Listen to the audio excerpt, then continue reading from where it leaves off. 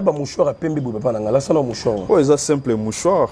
Ba mouchoir bo zora yango ba manteau ba. Oh yo, ils ont simple mouchoir. Ils ont les locaux moroteza, tous ont rempli, mais mouchoir oh ils ont rempli du Saint-Esprit. Oh biloko edingo. Soko simbi yango on a fait quelque chose. C'est-à-dire mouchoir oh musala nzambe na pangu si boyo ko ozango peut que tu malade abiki. Mouchoir na yo. Mouchoir na ngai parce que je ne suis pas un homme normal. Je suis un homme rempli par la puissance. Donc, dès Nazao, on a tourné ça même na bilamba. Veste aussi na personne qui l'a tsango bembe. Na moga rosé quoi. On a ba kabal juif bozo. Mais dans la génération ba makioniste, yo posa na kati. Biso tout ça là kaba vrai miracle. Nous en aucun jour vous me verrez dans ces histoires parce que nous avons tous une onction moko fraîche. L'onction fraîche. L'onction fraîche. Oyo batu bazo témoigner. Yo za prophète to comparer no ba prophète na bangefa ba denilesi oza catégorie mona ba Joël Tatou to tona na classification in bon oza équipe mona ba prophète Ézéchiel Bishima to ningini. Bon, dans chaque génération, dans chaque époque, oui, Zambe aponara mutu oyazo salela ye. Azo salana ye. Na époque ya Moïse, Nzambe aponaki Moïse. C'est-à-dire dans un pays, on ne peut pas avoir les deux grands prophètes. Il y a qu'un seul prophète, oyazo coordonné. On peut avoir des gens qui ont les dons, les ministères prophétiques, mais il y a une personne où il y a un bateau, net Moïse azalaki nango na bateau wana, mais nangande sko na bateau wana mboka oyo. Ngai so inaye vraiment Kinshasa et puis nalandi prophète David pona nandima ko zala na émission c'est par rapport au Nzambe asali katinanga et puis na vie nanga à travers notre prophète David. Nzamba sali ni nous na pomni. Papa naza marié nasali 15 ans na kati libala nanga. Oui. Puis to balana na mbali nanga. Na tikala ata kozwa mokolo mozemi te ntango nayaki okende hôpital na moni basalinga baexamen nyonso bayebisinga no na zemi vraiment nandimaki yango kanam te juste ke nakoti échographie aye kolobela nga lisusu aye ko assurer nga que oui naza na zemi a confirmer puis naza na résultat nanga awa ya échographie ta musubo mona lokwa na loba lokuta nazo kosa vraiment naza na ba preuve nanga pardon papa naza na ba preuve nanga vraiment yango soki bokoki komona papier nanga échographie yango yo échographie OK oui. Papier nanga échographie yango wana oyo lakisi ke naza na zemi donc ti na ndimi na yebisi mbali nanga non ki kosuka na esengo wana awa te avant na bota na ya nanu Kinshasa na ya ko témoigner na ko mona prophète David en live na mona ye na témoigner monene. Et voilà, merci mesdames et messieurs, très chers amis téléspectateurs, vous nous consommez sur Équilibre TV. Jérémy Loemba, les renards du désert est devant vous. Alors, clin d'œil spécial à Yalou Zombala de Madrid, les célèbres Dienzun de Washington. Merci à Babi Kabala, maman sociale depuis la Suède. Sema Mayasi, femme légitime, agence Mayasi, Forza Italia. Voilà, vous êtes nombreux à nous capter. Nous sommes devant vous. Tout à l'heure, vous allez découvrir l'homme de Dieu que nous recevons sur ce beau plateau. Et voilà, donc, je suis avec le prophète David, à qui je dis bonjour. Bonjour, papa Jérémy. Voilà, merci d'être là, prophète David. C'est vrai, tout bien, on est tellement trop, mais on n'a pas eu le temps de faire les émissions. Le Dieu a permis tous ensemble, bonne santé, bonne famille. Santé kitoko nangolo nzambe oya pesibiso pe manabo moi. Toya lisusu awa na émission oyo pona toloba de la part du Seigneur Jésus-Christ. J'aimerais bien avant tout avancer, tout prier pour que tu aies un détail à programme Nabiso. Éternel et Dieu de gloire, le Dieu de toute suffisance, Père de gloire, je te consacre à ces moments. Père de gloire, que tout ce qui va se passer ici, que ce soit pour ta gloire. Père de gloire, moutounio sokolanda biso tike mission et ma lumière na vie naie, na vie à foyer naie, vie quotidienne naie, et éternel Dieu de gloire, aux alana bango dans le nom puissant de Jésus-Christ. Amen. Amen. Voilà, merci beaucoup, prophète David. Je crois que tu vas découvrir pour la première fois chez nous. Tu vas quand même où tu wapi et puis évolution ministère. C'est très important. Merci beaucoup, Papa Jérémy. Je suis le prophète David Moupadi. Je suis dans ce ministère depuis 2001 que Otobengama na ministère oya prophétique, sauf que tu n'as pas trop médiatique, tu les na betandomikete pour na rolakisa o nzambazo salame, tu as ba témoignage, ba toizo témoigner partout dans le monde parce que ministère otoza nango eza ministère ya puissance. Nzamba bengi biso na ministère moko ya démonstration ya puissance, c'est-à-dire to biso to te ya nzambe ya lobité. Tozote ya nzambe ya demete ya hier te ya demete mais nzambe ya maintenant. Okay. C'est-à-dire quand tu appelles, quand je prie, il y a les signes. Donc quand Jésus était descendu sur la terre, la première des choses, là, il fallait qu'il témoigne Jésus. Voilà pourquoi il est écrit, celui-ci est mon fils bien-aimé, à qui j'ai mis toute ma confiance. Amen. Alors, c'est-à-dire le ciel a témoigné Jésus. Et je suis en train de croire tout au long de cette émission, Moutounio sur Rolanda, Nzambe a témoigné dans le domaine de notre vie. Alors, sans plus tarder, je partager moi pensée pendant quelques minutes avant de côté na ben ya programme Nabiso, où ils ont Marc 5 à partir du 1er, deuxième jusqu'à 3. Alors, la Bible dit, dès que Jésus fit hors de la barque, un homme vint à sa rencontre. Il sortait d'un tombeau et il était animé par un esprit impur. Cet homme habitait dans le tombeau et personne ne pouvait lui attacher même avec une chaîne. Papa Jérémy, histoire autouti kotanga, eza histoire ya ndeko mobali moko azalaki possédé na ba démon. OK. Aza possédé na milimo o eza impur. Et ça lui était abanda kofanda na cimetière. Voilà pourquoi la Bible dit cet homme sortait du tombeau. Alors, qu'est-ce que j'ai compris à travers l'histoire de ndeko mobali oyo? Alors, Bible ezotali sabiso soki muto aza possédé na ba esprit impur a ko changer habitation na ye. Ndeko mobali akomya kofanda na cimetière. Peut-être yo l'esprit est possédé yo et ça a été vie na yo et ça la instable. C'est parce que tu es possédé par un esprit. Moutounio sozolananga, si tu remarques qu'il y a des symptômes dans ta vie, rassure-toi que tu es possédé par un esprit. Sauf que aujourd'hui ka vie à pauvreté, aujourd'hui ka vie à stérilité, rassure-toi tu es possédé par un esprit. Stérilité on est un symptôme. Ils se manifester. Alors je prie et je déclare sur la vie de toute personne en Zolanda Bisso que la grâce de Dieu Tout-Puissant est à la likolonaye. Alors merci beaucoup prophète David, mais surtout continue à profondeur. Ndekomura tuninga lobina yebisayo, quels sont les dons spirituels au Nzambe a doté yo? Quand même c'est aussi important. Nzambe apesinga abenga na ministère ya puissance. Okay. Abenga na ministère oyo ya tikotak, c'est-à-dire quand on prie, tous a plus basé na délivrance des familles. Délivrance des familles, aux a problème, aux a mbasu et bikakati, aux a problème ya kobota. Parce que bientôt tu ya Mbappé ndeko moka uti na mboka mupaya ayeko témoigner o ya monaki loboko ya Nzambe. Ozana problème très sérieux bana baza maelete mwana mutu ezokene ko beba benga mosakoli na Nzambe Nzambe apesi mandat parce que na minute oyo ngande Nzambe apesi nga mandat parce que nazo représenter valablement. Alors, vous avez un mandat à Christ, c'est bien, mais là, il mouchoir à Pembe, il n'y a pas de mouchoir. Oui, c'est simple mouchoir. Mouchoir, vous avez un manteau. Oui, c'est simple mouchoir. Ils ont des locaux morts, ils ont rempli, mais mouchoir, ils ont rempli du Saint-Esprit. Ce aussi bien, on a fait quelque chose. Parce que Jésus était loin même aux habits. La femme du Père se descend à Simba juste et lamba ya Yesu abika. C'est-à-dire, mouchoir, oh, moussala nzambe, n'a pas ngousi boyoko, aux gens peut que tu es malade abiki. Mouchoir nangaï. Parce que je ne suis pas un homme normal.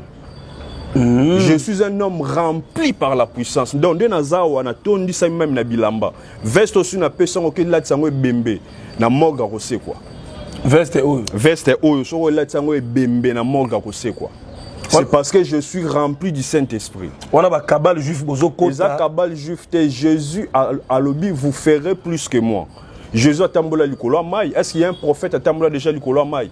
Quand il dit vous ferez plus que moi, c'est-à-dire il faut tout ça là, miracle que le cas. Oh Jésus a ça qui parce que nous sommes ses disciples. Mais dans la génération maquioniste, il y a posé na kati.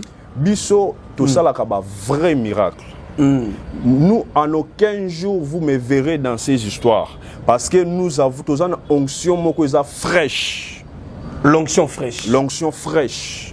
Oyo batu bazo témoigner, batu babotarate, n'habite sur yo qui déjà histoire il y a 500 bébés. Oyo 500 bébés bana babotami baso banako. Prochainement na ko une émission tokotanda ba mama wana na bana. Maman moko za na 3 bana zo ki guérison miracle. Oyo 3 n'habite sur zo ka histoire wana batu bazo benga bazo témoigner par-ci par-là. N'habite sur yo ki yango mais bientôt okomona yango mais ce qui est vrai de quoi za awa à témoigner oya monaki. Le beaucoup à fanda na Kinshasa te a uti mboka mopaya. Alors yoza prophète to comparé no ba prophète na bangefa ba denilesi oza catégorie mona ba Joël Tatou to tu na classification in. Bon oza équipe mona ba prophète Ézéchiel Bishima to ningini. Bon, dans chaque génération, dans chaque époque, oui. Nzambe aponaka mutu oyazo salela ye. Azo sala na ye. Na époque ya Moïse, Nzambe aponaki Moïse. C'est-à-dire dans un pays, on ne peut pas avoir les deux grands prophètes. Il y a qu'un seul prophète oyazo coordonné. On peut avoir des gens qui ont les dons, les ministères prophétiques, mais il y a une personne où il y a un bateau, net Moïse azalaki nango na bateau wana, mais nangande ce qu'on a un bateau wana mboka oyo. Ah, ouais. Donc pour l'instant, on a plus que Moïse Kassongo, Ézéchiel Bishima, Joël Tatou, Yozo dominé. Bon, Makambo Nzambe, on ne fait pas de comparaison. Parce que Bissonios nous a travaillé pour l'avancement de Moussala Nzambe. On n'est pas là pour dire que Ngaï n'a l'équipe un tel, non. Moi, je trouve ça, ils ont question moko. Hein? Et puis, il y a un monde où il y a des polémiques. Biso, toye pour na koloba makambo nzamba zo sala. Et puis, bateau, bazana ba problème nanda ko bazolanda. Biso numéro ezawana. Vous pouvez appeler les prophètes des nations sur plus 243 85 27 21 884. Alors, étant que prophète, je vous prends comme ça, étant que prophète, aux messagers. Nzamba zo l'action nini, omoni nini, message nzamba pesa ki na batante aux anango. Pour la nation, pour l'église, je ne sais pas. Aujourd'hui un message té ou bien comment? Un prophète, c'est une personne qui voit lorsqu'il veut. Même si le ciel est fermé, moi je peux voir. Non, bandel un prophète est une personne qui voit quand il veut. Oui. Ah, bino momo ko sa peuple nzambe. Venez voir, ndebino hein. Il y a un homme dans la Bible. Oui. Oyaloba, sinon à ma parole. Il n'a pas dit parce que le ciel m'a parlé. Mais il dit sinon à ma parole. C'est-à-dire, en tant que prophète, oui, je peux déclarer et des choses arrivent. C'est vrai. En vertu du pouvoir Oyo Nazana Yango, je peux déclarer sur ta vie au Botarate, non seulement le Pessio, mais un prophète n'a déclaré. Oh, ok, quoi, arracher ban au Pessi. Oui, n'a Pessier, comme cet homme de Dieu qui dit non, sinon à ma parole, le ciel a obéi. Vous savez que l'eau est tout au prophète Azoloba. Ah! C'est-à-dire quand nous avons le bélo, comment on peut assurer une démonstration salami na plateau. Mais je ne le ferai pas parce que Makamanzambe et Zatenetia, Banganga, la compétition, non. Allez, très bien dit, très bien dit. Merci beaucoup à mon cordon Vena Kivambaka, le cordon Vena Kivambaka, association Pourquoi pas le Congo. Bonne fête à toutes les femmes, le 8 mars, mois de mars, tout ça. Nos mamans, on a pu nos heureuses fêtes. C'est ma Maya, si femme légitime, agence Maya, si Fonza Italia, Babi Kabala, maman sociale en Suède. Bonne fête. Et j'en profite aussi pour passer les relais à notre maman qui est venue aussi, Azana Prophète. Et maman, d'abord, bonne fête, hein? Oui, Marsa, bonne fête, non, maman. Merci, merci papa, bonne fête. Voilà, merci beaucoup, maman Nangaï. Bandego Talabiso. Où tu vois, puis Kombo Nani, voilà, devant la caméra, il s'alabiso bien. Ok, je réponds au nom de Ladi Bolelo Aoulia LD. Voilà, maman l'a dit merci. Toi, quand même, où tu vois maman Nangaï? Bon, vraiment, je suis congolaise, mais Nazala Lisu Awate, Naouti, na Belgique. Outi Belgique, aux à Kinshasa. Mais on dit que participer à l'émission à Prophète David pour la Nini. Nzamba Sali Nini, Hollandi pour l'Obanini en fait. Ok, merci vraiment papa pour la parole. Ok. Nga iso inaye vraiment Kinshasa et puis nalandi Prophète David pour nandi mako zalana une émission. C'est par rapport au Nzambe Asali Katinanga et puis na Vinanga à travers notre Prophète David. Nzamba Sali Nini, vous avez un problème. Papa, naza marié. Nasali 15 ans na kati ya libala nanga. Oui. Puis to balana na mbali nanga. Natikala ata kozwa mokolo mo zemi te. Zemi kota te. Natikala te. Ata bosali position nini? Natikala te. So na bi natikala te atake eyaki me elongwe non. Ekoma te. Ekoma te. Donc nazalaki vraiment une femme humiliée. Moi si ya kotsolama ya kosekama na kati ya famille, ya belle famille nanga et puis na kati ya quartier. Donc talaka ki okoza na besoin ya eloko ma ozanga muto okotinda 15 ans de mariage. Bougez le micro hein. Allez, 15 merci. 15 ans de mariage. Oui, maintenant ni ne salamaki. Bon nalanda ming nazala mo so na vandi nazala dans tout le temps presque na téléphone na tala ba TikTok, émission na ba nini YouTube nazala ming branché na ba bloko wana. Une fois na talaka émission ya Prophète David na YouTube maté na donc et aturanga nazwa kata ya Holandaye ya yoka ye vu que batiaka ba numéro ya ba téléphone na hésitaka te pour na benga ye.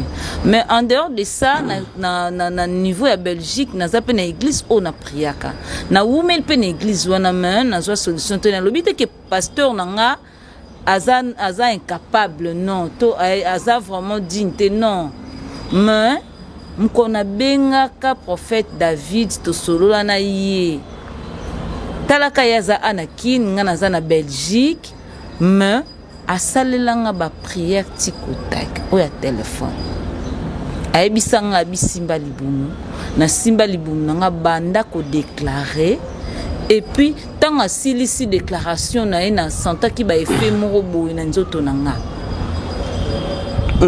et l'équipe ba jour te nzamba za malam papa. OK. So na lobi nzamba za malam Prophète David o ya vandi o te azana nzambe. OK. Et puis nzambe ayoka kai. OK. So ki lobi liloba. En tout cas nzamba zaka donc nzamba ayoka kazaka capable de répondre. OK. Tant sala déclaration ka o ya sala. Et le cas un mois na mona ba période nangate. 2 mois na mona lokwa ba ji. Na mona to comme que 3 mois comme ba malaise comme yanga bi non. Ça c'est quoi ça? Nga banda na banda okola tinde na komi boye nanu attache moi mon côté et sotanga na lobaki ba période na monte. Tant na yaki okende hôpital na moni basalinga ba examen nyonso ba bisinga non na zemi. Vraiment na ndima ki on kanamti. Juste que na koti échographie aye kolobela nga lisusu aye ko assurer nga que oui naza na zemi a confirmer puis naza na résultat na nga awa ya échographie tant musubo mona lokwa na loba lokuta nazo kosa vraiment naza na ba preuve na nga pardon papa naza na ba preuve na ngai vraiment yango soki bokoki komona papier nanga échographie yango yo. Oh échographie échographie ah OK. Oui. Papier nanga échographie yango wana o elakisi ke naza na zemi. Donc si na ndimi na yebisi mbali nanga non ki kosuka na sengo wana awa te avant na bota. Na ya nanu Kinshasa na ya ko témoigner na ko mona Prophète David en live. Namona yena témoigner monene ya Nzambe o asali à travers Prophète David. Merci beaucoup maman, c'est l'essentiel, il y a message. OK papa. Donc Prophète Jean micro voilà. Les kambuya maman ça les kambarobota. Vraiment, Koloba, peut-être que tu vas moi doute. Non, non, TV za radio T, c'est normal. TV za radio T, yango caméraman a ko zoomer, yango maman côté échographie moi na yo bazola ki ça. Oza échographie za hôpital ya l'État. Ça hôpital il y a Nzela T, tu la même papier ça on n'a pas scanné, ce sont des résultats vrais. OK. Ce sont des résultats vrais. Ils ont papier à scanner, papier explicatif, ils ont papier à échographie. Alors, par là, tu veux dire que Nzambe a ça, Nzambe a beau ça. Maintenant, quand nous parlons de 500 bébés, plus de 500 bébés. Oui. Quand nous parlons plus de 500 bébés, ils ont ma sécurité, ils ont ma slogan, toujours ça là. OK. Mais ce sont des choses vraies où ils ont témoigné partout dans le monde. Alors, dans ce cas, moi, de quoi Zolanda biso pas un problème azo fana ndaka zo benga mosakolité nazo mika moi parce que basakole belé bazo tromper batu mais pendant que bamsi bazo ko ça y a aussi ceux qui ont travailler na vrai. Ah OK. Ils appellent nazo ka moi pourquoi zo fana na maladie na yo wana pourquoi za ba problème zo benga mosakolo aza na mboka to nzamba tomboli pourquoi zo benga été pour que a déclarer likolo na yo bien aimé. Allez, voilà, merci beaucoup. Je disais à tous et à toutes, nous sommes en direct. Aux a problème, il y a teint. Problème, il y a l'opposo. Parfois, ma kwanze tungisiyo, bambu mananzoto, tampon et l'ungezikio, ba vergeture, banduta nanzoto. Solo ma peka, benga rapidement, mika cosmétique pour que a réparer au poso. Kobangate. Azana ba produit naturel bio sans hydroquinone pour na soko la peau. Ozana choué mafuta te par mafuta nini promotion bandi ya lait de beauté diamant. Et ça tellement kitoko surtout na bata pembe gata et beba somba lait de beauté diamant benganga na privé to orienté au CP là. Merci beaucoup à mon prophète David na maman. Ouais, tu peux ajouter quoi, papa Nangaï? Na lingi na pesa quelques messages précision pour la maman, chérie maman ko micro. Message à précision. Lingi na pesa quel parce que je suis prophète. Oui, je dois donner les messages pour la maman. Maman ça nous. Maman Jean micro. Parce que nous sommes ça ce sont des résultats au bandeko balandi. Mais dans un monde, un problème, il y a stérilité secondaire. Parce qu'il y a des stérilités normales et secondaires. Le problème de la stérilité, c'est où tu as une famille à papa. Dans un monde, il y a Noko Naye. Noko Naye, comme on a Alfred Mukinaï. Yende Moutatinde Laye, stérilité. Et pendant que je suis en train de parler, dans un monde, il y a Noko Wana Mboujimaï. C'est vrai, papa. Oui, Noko Alfred Mukinaï. Oh oui, oh my God. Biloko Boy. Alors, je prie et je libère. Netska Kanzambe a exaucé yo. Na ko garder moi na wana azala lipamboli pona œuvre ya Nzambe. Soyez bénis maman. Merci papa. Okozong sa micro par ndeko Jérémie. Allez, voilà, merci papa David. Je crois que c'est une première rencontre, mais ce n'est pas la dernière. Nous sommes à Kinshasa, nous sommes en direct. C'est à vous de commenter. Numéro, il y a téléphone à vous dicter, c'est important. Moutounioso, osa partout dans le monde. États-Unis, France, Belgique, Angleterre, Espagne. Benganga na plus 243 85 27 21. Alors, nous avons fait un rendez-vous. Vous s'abonner massivement sur notre chaîne David Moupad TV. Au côté de la chaîne, on s'abonne. Nous avons s'abonner comme le Mosakolo, na lisakolina yo. Ko hésiter te ko benga partout, quel que soit problème aux yango, benga ozabiano, benga obika. Émission nazo intitulé yango benga obika. Parce que mutunyo sa ko benga kobika. Benga obika. Allez, voilà, merci à tous et à toutes. Ça n'est fini. Le conseiller Papa Philippe Kabouikou na Fribourg, na Suisse-Irlande. Merci à Maître Loupeta Tour du Monde depuis Lisbonne. Na Bossani TV, Gérard Saddam na Manchester. Bozaï Belé partout. Partout à travers le monde, vous nous suivez sur Équilibre Télévision. Merci aussi à l'équipe technique qui fait un grand travail. En tout cas, merci à tout le monde. On est arrivé à la fin. Merci l'homme de Dieu. Merci beaucoup. Merci maman. Allez au prochain numéro. Bye. Bye.